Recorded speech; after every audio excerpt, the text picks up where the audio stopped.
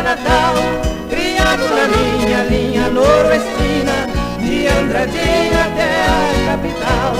E foi no início dos anos 70 que atravessei o rio Paraná. Vim na eminência de pensar na vida, deixei para trás minha gente querida, vim tentar a sorte do lado de cá.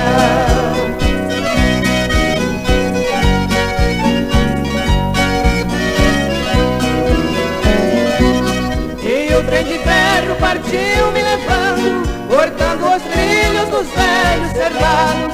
Já ficou distante nossa Três Lagoas, cidade divisa do grande estado.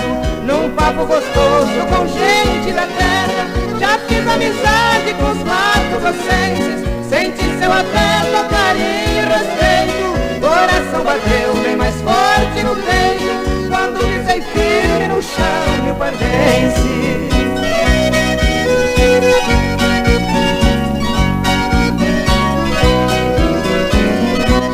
Te abracei sorrindo, pequena e formosa, crescemos juntinhos com a emancipação, tão bem dirigida por mãos poderosas, tomou o caminho da evolução.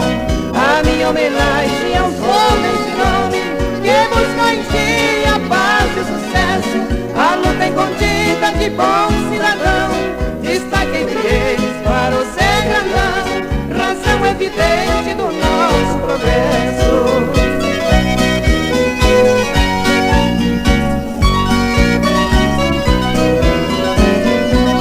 Oh, meus pais queridos, já faz 20 anos, e aqui morando ao lado de alguém, recordo saudosas, fiéis amizades, pois nessa cidade sou homem de bem. Já me considero